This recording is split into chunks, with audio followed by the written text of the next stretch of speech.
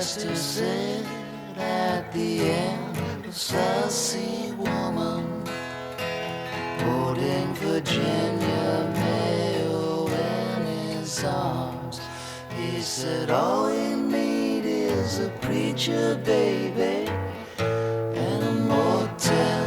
The movie also starred George